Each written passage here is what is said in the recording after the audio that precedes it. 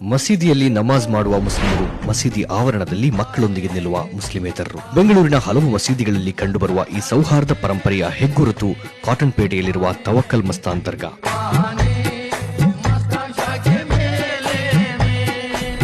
ನಮಾಜ್ ಆರಂಭವಾಗುವುದಕ್ಕೆ ಮೊದಲೇ ಮಸೀದಿಯ ಆವರಣದಲ್ಲಿ ಸರ್ವಧರ್ಮಗಳ ಜನರು, ಮಕ್ಕಳು, ಹಿರಿಯರು, ರೋಗಿಗಳನ್ನು ಕರೆದುಕೊಂಡು ಬರುತ್ತಾರೆ. ನಮಾಜ್ ಮುಗಿಯುವವರೆಗೂ ಅಲ್ಲೇ ನಿಂತು ಮಸೀದಿಯಿಂದ ಹೊರಬರುವವರಿಗಾಗಿ ಕಾಯುತ್ತಾರೆ. ಪ್ರಾರ್ಥನೆ ಮುಗಿಸಿ ಹೊರಬರುವ ಹಿರಿಯ ವ್ಯಕ್ತಿಗಳು ಈ ಮಕ್ಕಳಿಗೆ ಮತ್ತು ನೆರೆದಿರುವವರಿಗೆ ಕುರ್ಆನ್ ಸೂಕ್ತಗಳನ್ನ ಪಠಿಸಿ ಓದುತ್ತಾರೆ. ಇಲ್ಲಿ ಯಾವುದೇ ಜಾತಿ ಧರ್ಮ ಭೇದಗಳಿಲ್ಲ. ಆಶೀರ್ವದಿಸುವವರಲ್ಲೂ ಆಶೀರ್ವಾದ ಪಡೆದುಕೊಳ್ಳುವವರಲ್ಲೂ ಇರುವುದು ದೇವಭಕ್ತಿ, ನಂಬಿಕೆ, ಸೌಹಾರ್ದ ಮಾತ್ರ.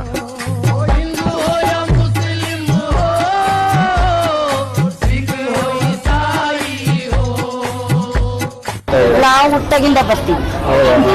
ಎಂತಹದ್ದೇ ಅಡೆತಡೆಗಳು ಎದುರಾದರೂ ಭಾವೈಕ್ಯತೆ ಮತ್ತು ಸಾಮರಸ್ಯ ಭಾರತದ ಮಣ್ಣಲ್ಲಿ ಎಂದೆಂದಿಗೂ ಚಿರಾಯು ಎನ್ನುವುದಕ್ಕೆ ಇಂತಹ ಸಂಪ್ರದಾಯಗಳೇ ಸಾಕ್ಷಿ. 248 ವರ್ಷಗಳ ಇತಿಹಾಸವಿರುವ ತವಕ್ಕಲ್ ಮಸ್ತಾನ್ ದರ್ಗಾಗೆ ಹಿಂದೂ, ಮುಸ್ಲಿಂ, ಕ್ರಿಶ್ಚಿಯನ್ ಎನ್ನದೇ ಇಂದಿಗೂ ಸಾವಿರಾರು ಮಂದಿ ಭೇಟಿ ನೀಡುತ್ತಾರೆ. ಹೈದರಾಲಿ ಆಡಳಿತಾವಧಿಯಲ್ಲಿ ಇಲ್ಲಿ ನೆಲೆಸಿದ್ದ ಸೂಫಿ ಸಂತರಾದ ಹಜರತ್ ತವಕ್ಕಲ್ ಬಾಬಾ, ಹಜರತ್ ಟಿಪ್ಪು ಮಸ್ತಾನ್ ಮತ್ತು ಮಾಣಿಕ್ ಮಸ್ತಾನ್ ಎನ್ನುವ ಸೂಫಿ ಸಂತರ ಸೂಚನೆಯಿಂದ ಈ ಮಸೀದಿಯನ್ನ ನಿರ್ಮಿಸಲಾಗಿತ್ತು. ಮೈಸೂರ ಹುಲಿಗೆ ಟಿಪ್ಪು ಸುಲ್ತಾನ್ ಎಂದು ಹೆಸರಿಟ್ಟದ್ದು ಕೂಡ ಇದೇ ಟಿಪ್ಪು ಮಸ್ತಾನ್ ಹೆಸರಿನ ಕಾರಣದಿಂದ. ಬೆಂಗಳೂರಿನಲ್ಲಿ ಪ್ರತಿ ವರ್ಷ ನಡೆಯುವ ವಿಶ್ವಪ್ರಸಿದ್ಧ ಕರಗವು ತವಕ್ಕಲ್ ಮಸ್ತಾನ್ ದರ್ಗಾಕ್ಕೆ ಭೇಟಿ ನೀಡುವ ಪರಂಪರೆಯನ್ನ ಇಂದಿಗೂ ಉಳಿಸಿಕೊಂಡು ಬಂದಿರುವುದು ಸೌಹಾರ್ದತೆಯ ಪ್ರತೀಕ.